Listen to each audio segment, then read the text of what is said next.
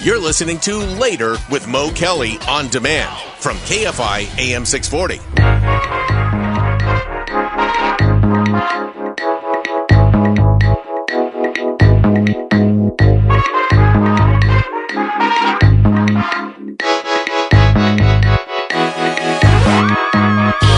KFI, Mr. Mo Kelly.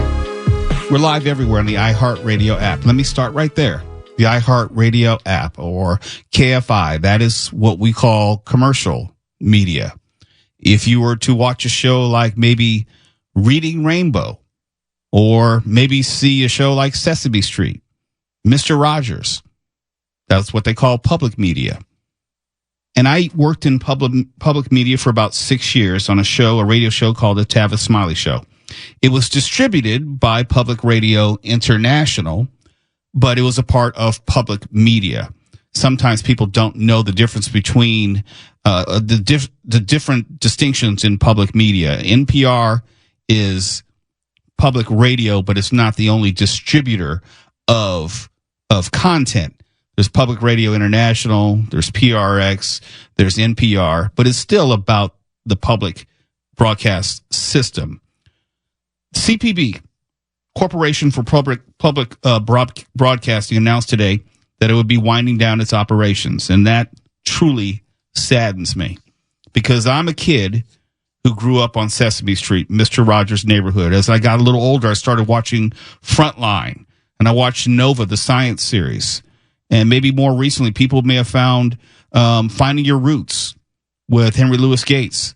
I remember watching PBS NewsHour. There were so many shows that I watched which informed and helped develop me as the person that I am, which will be directly impacted. And if you don't know, the Corporation for Public Broadcasting was not the sole provider of funds for a lot of these shows. If you have a public radio show or a public television show, by and large, they have to come up with their own budgets. That's why if you turn on certain stations, the public radio stations, they're always having a fundraising drive. You seem like every time you turn around is fundraising. Yes, because they are listener supported for the most part. I think on average, public radio stations maybe get 10 to 15% of their annual budget from the Corporation of Public Broadcasting, which is their budget was more than $1 billion until President Trump signed an executive order back in May, instructing the Corporation for Public Broadcasting to cease federal funding for both PBS and NPR. All I can say is this is going to have a long-time negative impact on children, and I think us as a country. I don't know what type of person I would have been without something like this.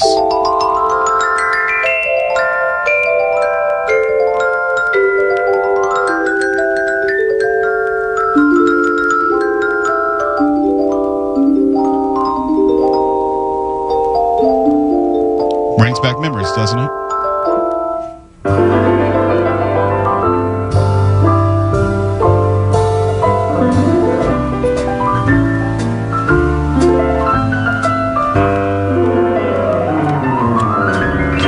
It's a beautiful day in this neighborhood, a beautiful day for a neighbor.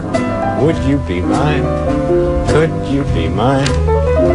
It's a neighborly day in this beauty wood, a neighborly day for beauty.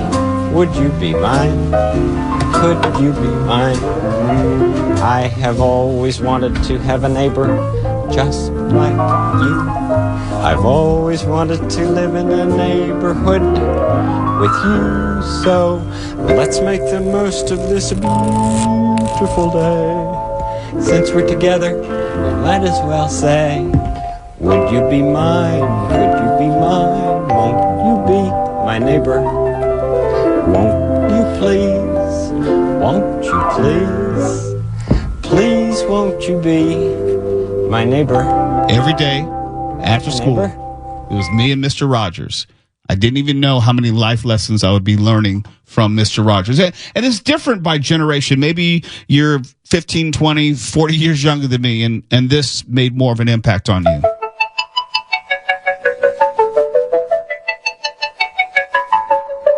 Butterfly in the sky, I can go twice as high. Take a look it's in a book, a reading rainbow.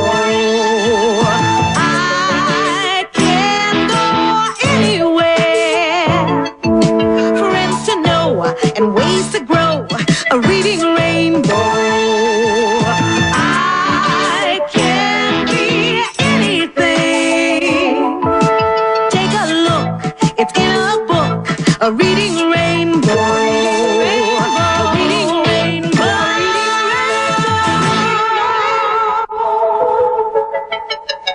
Or maybe you enjoyed a Ken Burns documentary. Any of them. That's PBS. And I know it varies by generation. Maybe people don't have the same memories as far as I did. They didn't maybe grow up on Sesame Street. I know I did. And I know that it was nice that some of the characters and people who were appearing looked like me, came from a city that looked like where I was coming from. That matters. It was really important in an educational sense. And unfortunately, we're at a point in this country where we no longer see value in that. I don't agree with it, but that's where we are, unfortunately.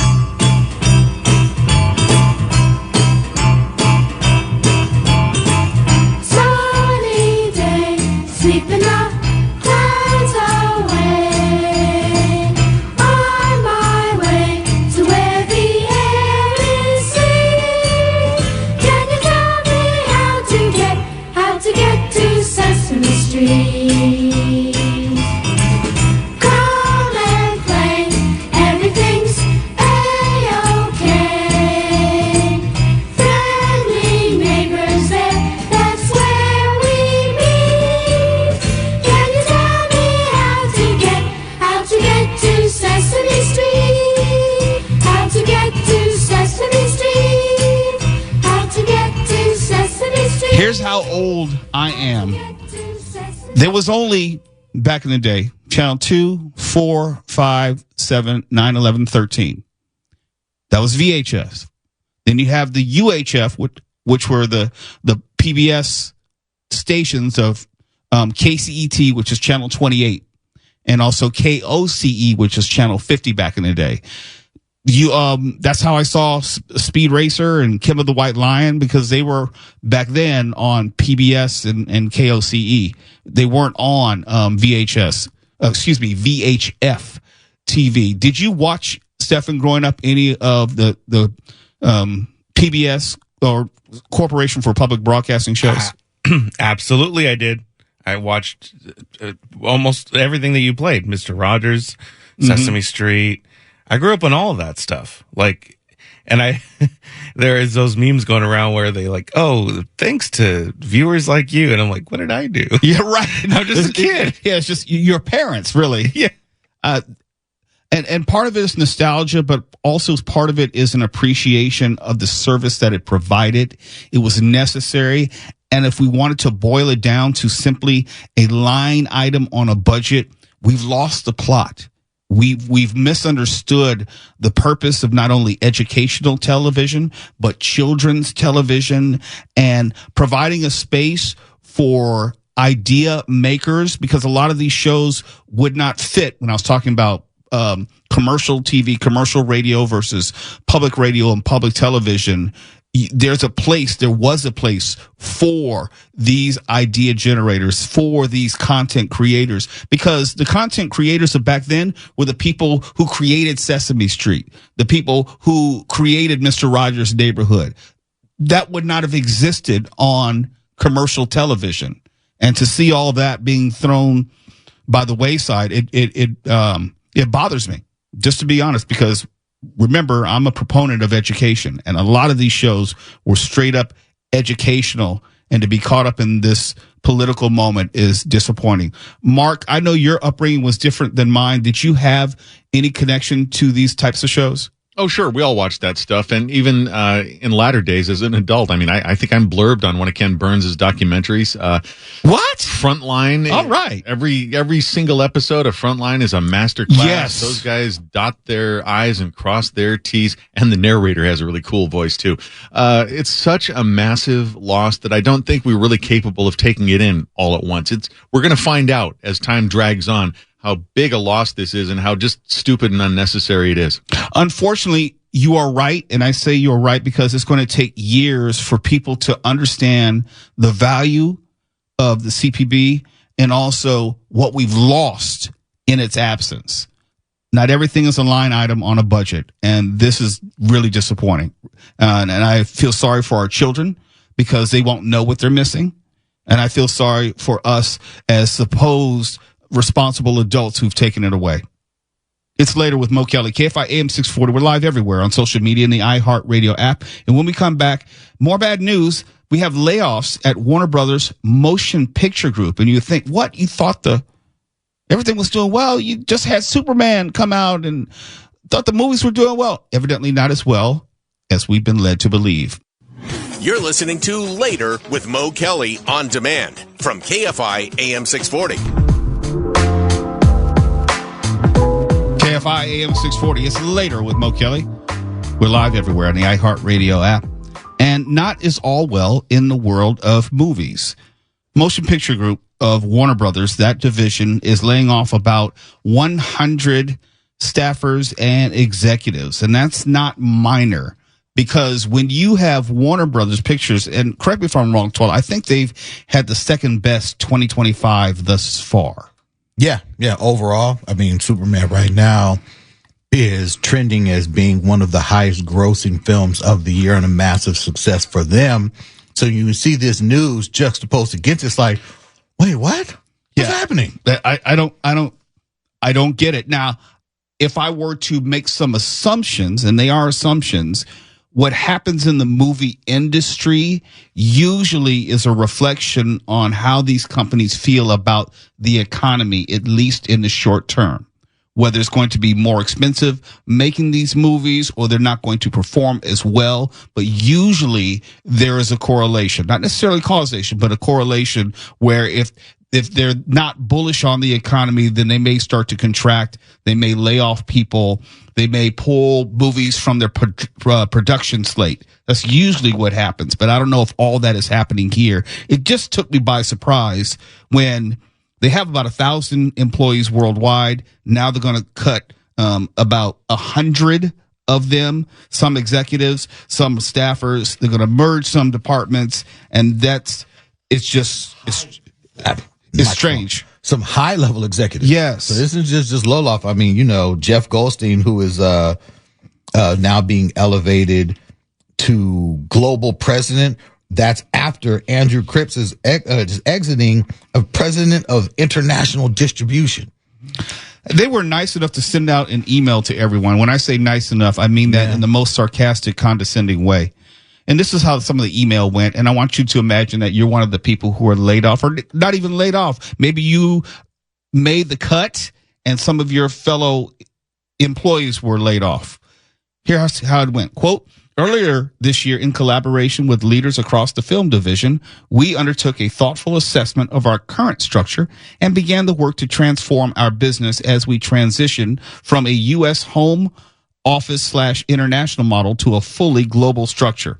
The exploration led to important conversations and insights to better understand how we reach audiences, what fundamental shifts should be implemented as teams work together across the world to collectively engage today's moviegoers, and what the division needs to be successful. There are a whole lot of paragraphs of BS as far as dancing around why they felt they need to just cut some of the bottom line and cut expenses. Just get to that. And they refuse to. But it goes on. In partnership with our P&C colleagues and with these new learnings, we spent a lot of time thinking about how we evolve our teams, as in other words, fire people, to ensure films made here at Warner Brothers continue to receive world-class release campaigns, and we engross audiences with the kind of memorable in-theater experience only the big screen can offer. They will not get to the frickin' point. Goes on. Adapting how we work often calls for evolution, and the future of how we run this business has required us to make some very difficult decisions, including staffing adjustments that will impact members of the Motion Picture Group. This week, your department leadership will share what these strategic changes mean for you and your teams. In the coming weeks and months, we will work with leaders around the world to shape and implement this global operating model in a way that reflects local needs and realities. Close quote. Okay. I'm going to be very, very clear. I know what you're going to say. Very, very clear.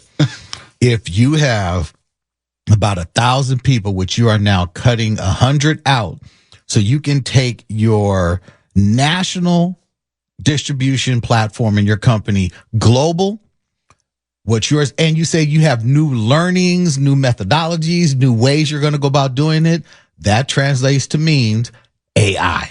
Yes. That just means that we have AI to do a lot of your jobs, and we're going to be good on some of you being here. Because they're saying we're taking what we're doing locally, as in the U.S., and we're going to make it global, and we're going to do it with fewer people. What does that mean? Right. The math isn't mathing. If you just say we're going to go bigger with fewer people, what you're saying is we don't need as many people because AI is going to be doing those jobs. Let me put it in fast food terms. Let's say you have a Tuala's Chicken and Waffles, okay?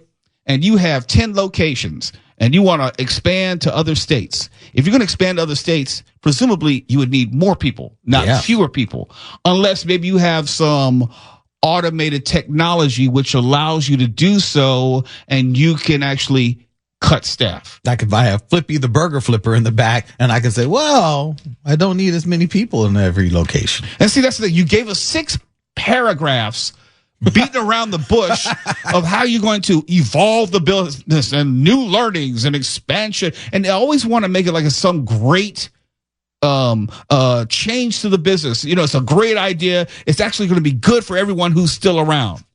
They always do that for some reason. No. This is not anything bad. It's an like opportunity. You're doing them a favor. Yes. We've made the company better because we fired 50 of your friends and 50 other people you didn't like, but you didn't know them. But overall, it's going to be better. And then you do that while also touting success. So that's also, which is it? If I'm reading this, I'm like, this is highly offensive. You're telling us we are very successful, and because of our success and all our hard work, you're expanding globally, but you're doing it without some of the people that helped us get to this point where you could do this, huh? Yeah. No. See, that's what I'm saying. It's like, wait a minute. Okay. For the movies that I could see with the Warner Brothers name on it, they've done well. I think they're second to the Disney Corporation in 2025. Okay. Yes. Superman has done well. Minecraft did very well. Close to $1 billion. Yes. Okay. Sinners. Hello. I'm sorry. Sinners is one of the biggest films to come out in a long time. It is still breaking records. And you're like, yeah, but we're talking about not Warner Brothers. We're talking about Warner Brothers Motion Picture Group. Just the movies. That's wild. And they were, and before this weekend, they were literally touting Superman as bringing the company back into the black. Yeah. I'm like, I don't understand. You're back in the black. Oh, I'm sorry. F1. That's also Warner Brothers. That was Warner Brothers. Okay. You're lying. You're just lying. Oh, man. This is how it goes. Ooh. It's later with Mo Kelly. KFI AM 640. We're live everywhere on the iHeartRadio app. And when we come back, we have the Rahner report of the Naked Gun. You're listening to Later with Mo Kelly on demand from KFI AM 640. Now on Later with Mo Kelly, Mark talks about movies and TV, pontificates about pop culture. Rahner report with Mark Rahner.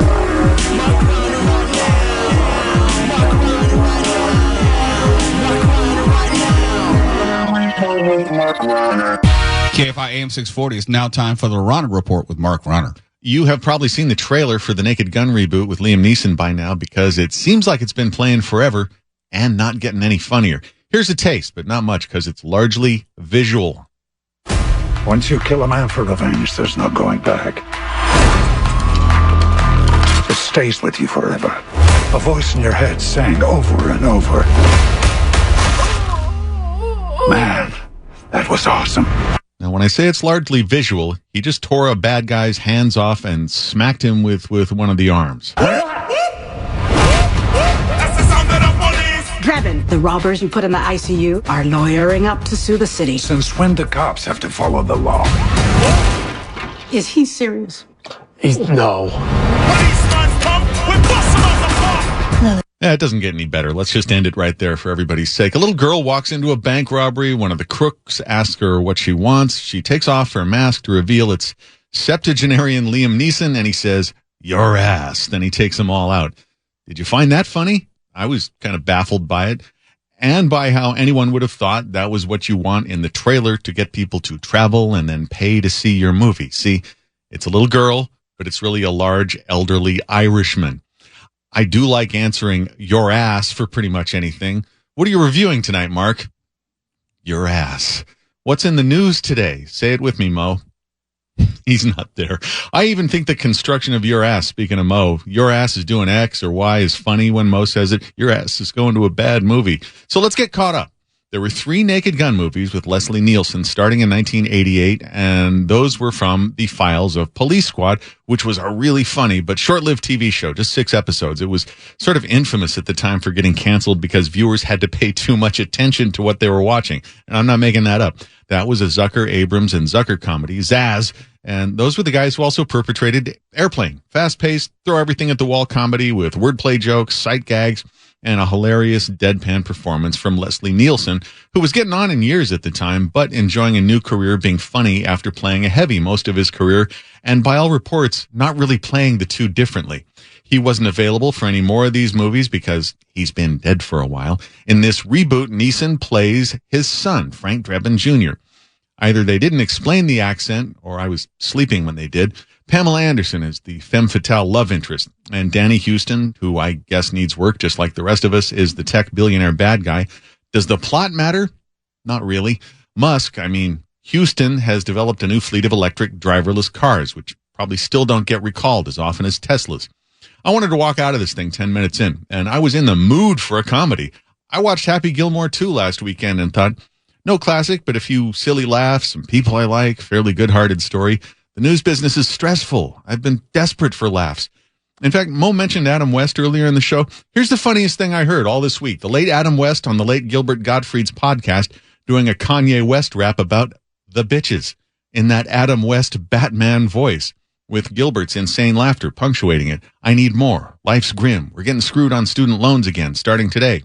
Bring the laughs, but The Naked Gun was not the place to turn for that. I didn't laugh for the entire mercifully short 85-minute running time of this film. Seriously, not once, which for a comedy is not ideal. Naked Gun may be the least funny comedy I've ever seen. I want to put it in Leonard Part 6 territory, but I don't think it's even going to be that kind of footnote. I felt sorry for the people in it, and I don't even like them that much. Your mileage may vary on Liam Neeson. Sort of feels like you can really see him putting work into this stuff that came so effortlessly to Leslie Nielsen. A couple bright spots. Paul Walter Hauser plays Drebin's partner, and we just saw him as Mole Man in the Fantastic Four last week. Kevin Durand plays Houston's henchman, and he deserves more work. He was good in the Strain TV show. He's good in everything he's in. Here's a little taste for you. Pam Anderson comes into Neeson's police squad office, and he says, "Take a chair." She says, "No thanks, I've got plenty of chairs at home."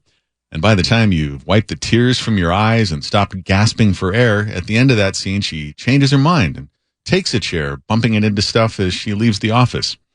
I could describe more from the movie, but what have you ever done to me?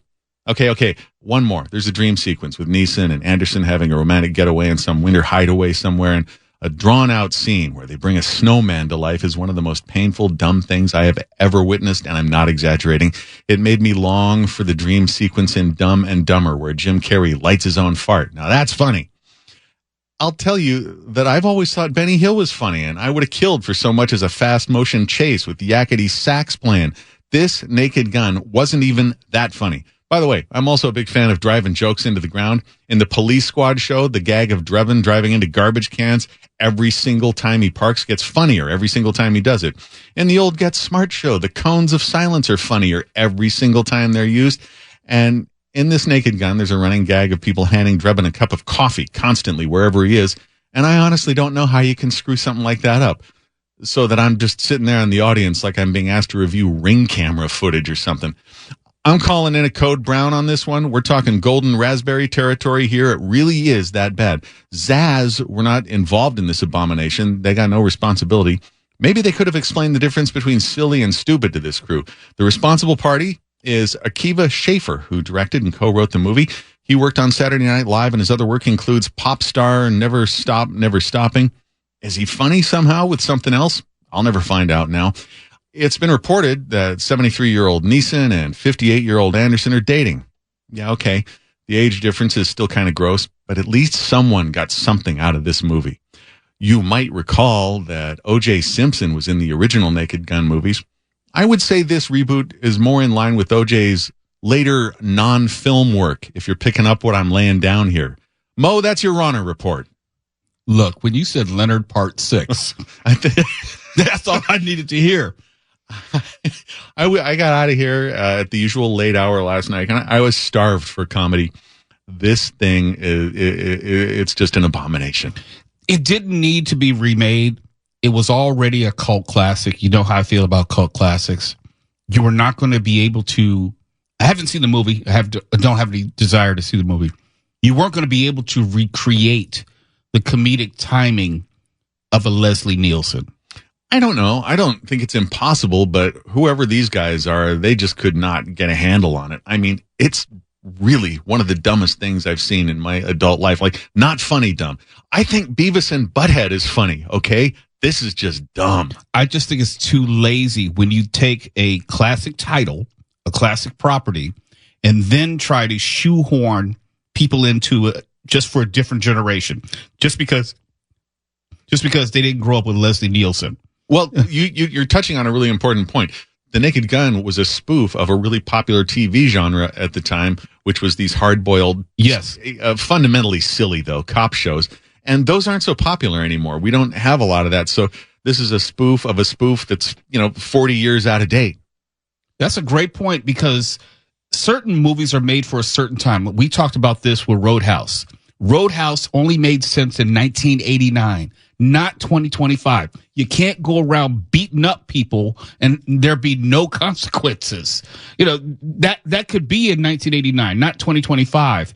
And, same is true a lot of movies in the 80s and 90s. They were for a time and an America which no longer exists. This is the kind of movie that forces you to evaluate, like, what everybody thinks is funny and why, and whether it's just a Rorschach and everything strikes everybody differently. I mean, I mentioned all the old stuff to you. I was game if it was kind of old school and based on obscure references. I talked about Get Smart in my review. But this is so astonishingly just flat out dumb. I really am curious. I read a bit last night after I got home about the making of it, and apparently it's gone through several iterations. Ed Helm was meant to star in it at one point, Ed Helms, and it's been in the works so long. Leslie Nielsen was even meant to star in it back while he was still alive. And so a lot of the times things with such a long gestation period do wind up becoming disasters because there's just too many hands on them along the way. And I can say that maybe I'm the one who's old and out of touch and maybe not in understanding what humor is for the movie-going audience in 2025. I will put that out there. I'll concede that that's a possibility, but I'm probably not wrong. No one was clamoring to do this. No one was clamoring, I think, to step on the legacy of Leslie Nielsen. If it had been good, I'd be down with it, but it's just so awful that it's astonishing to me that it even got made. And when I suggest that you can find something better to do than go watch this movie, what I mean is anything. Anything you do will be more funny. Even like going to break? Let's try. You're listening to Later with Mo Kelly on demand from KFI AM 640. Later with Mo Kelly on KFI AM 640. Live everywhere on the iHeartRadio app. And I just want to quickly comment on this. We now know that there is a Quiet Place Part 3, which is coming out or slated to come out in summer of 2027. Wasn't Part 3 the one that had Lupita Nyong'o in it? You beat me to it, because this is now, it will be the fourth movie, but they're calling it Quiet Place Part 3. Because A Quiet Place was the first one, and then we had A Quiet Place Part 2, and then we had the spinoff, A Quiet Place Day 1. Really, really quick. I totally understood. You said to watch it like basically backwards. Yes. And when I watched them all, I'm like, Mo had it correct. If you have the chance, watch it that way because it is so much better. Yeah, watch A Quiet Place Day 1 first.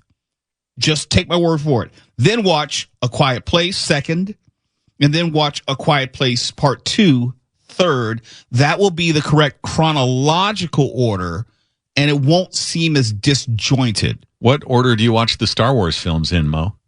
Well, I had no choice back then because they're like 30 years apart. Well, now you do. Oh, now I would watch them from the beginning in chronological order, no doubt. No doubt.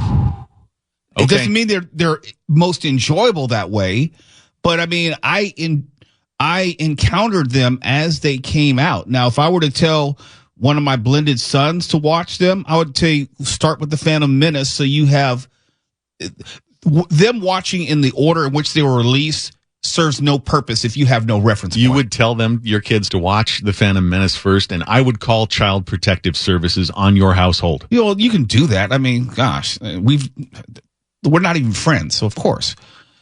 But that wouldn't be the good recommendation. If you're going to best understand the story, we all know we had to kind of piece everything together when they were talking about the Force and Darth Vader and Obi-Wan and the Clone Wars. There was no reference point for that when we first saw A New Hope. They didn't have a plan. I know they didn't, but at the same time, if I were to recommend it to someone, always chronological order. And that goes back to A Quiet Place. You should see that in chronological order to best appreciate it. It's not wrong if you see it in the order that was released like I did, but I think it's a better experience if you see it in chronological order because there's so many questions which are unanswered that it makes less sense in the way that the movies were produced because you're dropped into the story in the first one. It's after, and this is not a real spoiler, it's after the alien invasion. And you're given limited information throughout that movie. You're given limited information in A Quiet Place Part 2. So they go back and do Quiet Place Day 1, and you get a much better understanding of how the world came to be when you found it in A Quiet Place 1, the very first movie, as far as release date. The numbering is really annoying with this. It is. And by the way, that last one wasn't bad at all. It was not bad, but when you say Quiet Place Part 3, it's almost like you're disavowing Day 1. It throws it. Hopefully, they'll at least move the story forward. That's what I'm hoping for. Wasn't the guy in that one also the guy playing Johnny Storm in the Fantastic Four, current one? Joseph Quinn? Yeah. I don't know. I have to go back and look. Here, I'll look right now. I know there was John Krasinski. It's his movie, his baby, and he was Reed Richards. Oh, yeah, this is all very incestuous. It is. It is. Yep, that's him. Well, there you have it. Learn something new every day. It's Later with Mo Kelly. KFI AM 640. We're live everywhere on the iHeartRadio app. KFI and KOST HD2, Los Angeles, Orange County. More stimulating.